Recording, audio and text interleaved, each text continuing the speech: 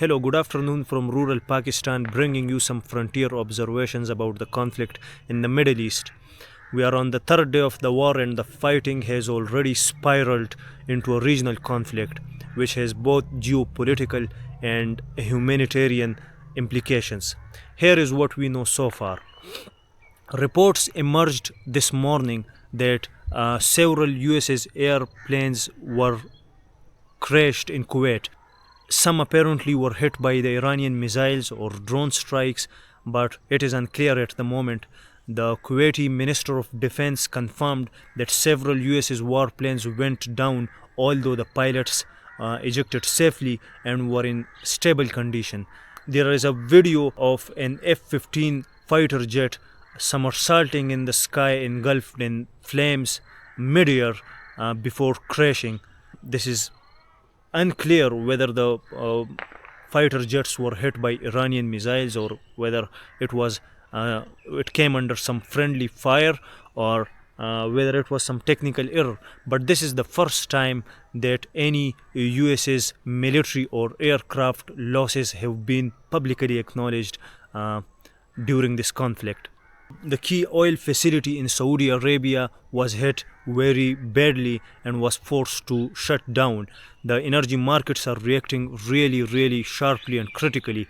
Ras Tanura's oil facility, which is linked to the Saudi's Aramco network, was hit by a drone strike and was forced to halt operation. Ras Tanura is one of the most important oil facility in the world. It produces almost 1 million barrels of oil per day, implying that repeated attacks on oil and in key infrastructure facilities, energy facilities across the Middle East would have major global implications, and which would impact the trade and energy sectors around the world.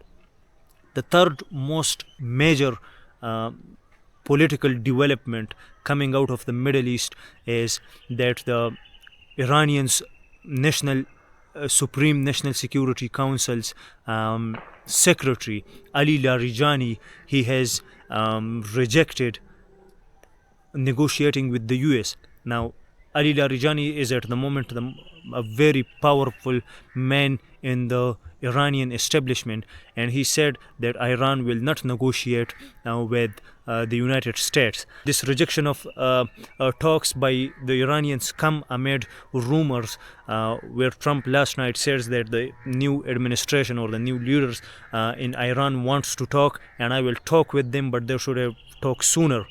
I think this is some sort of political theatrics from both sides. They are playing some power moves. They are playing some moves on how to appear strong, but this is major amid rising tensions, amid cross-firing, amid escalatory situation in the Middle East. A rejection of negotiations, it hints at negotiations are still imminent. There are also rising tension with Hezbollah. The Israeli military has striked on Hezbollah positions across southern Lebanon, in Beirut, in Dahiya and Nabatiya neighborhoods. The Israeli military said that they launched their strike against Hezbollah's attacks last night, which they did in response to the killing of Supreme Leaders Ayatollah Ali Khamenei. It has led to mass civilian casualties and displacements. The Israeli military has ordered civilians to evacuate the area and the suburbs, and they also ordered the already evacuated civilians not to return until further notice, meaning that they are going to escalate further and that they are going to prolong the war. Now the Israeli and US's are really striking Iran positions within Tehran. The Israeli military says that they are opening a pathway to Tehran. Trump again told the British media that the war with Iran could go on until 4 weeks.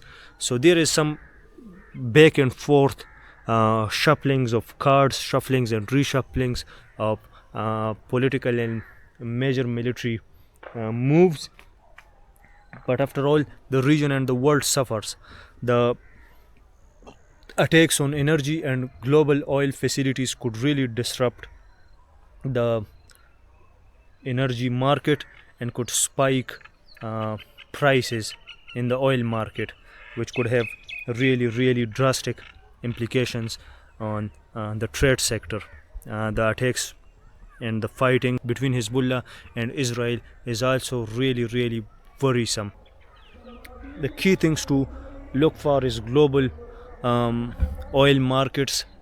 If the attacks continue on the energy sectors and key oil and gas infrastructures and facilities, the oil prices could really spike and sending out shockwaves far beyond the region. The fight with Hezbollah could send the region into another wave of instability, where Hezbollah and the Israelis are already bound by a very fragile ceasefire that went into effect last year, in which apparently Israel has violated time and again. And the rejection of negotiation by the Iranians and the American hinting to prolong the military escalations is already really worrisome. More on this and other updates as soon as they happen. Stay tuned. Take care.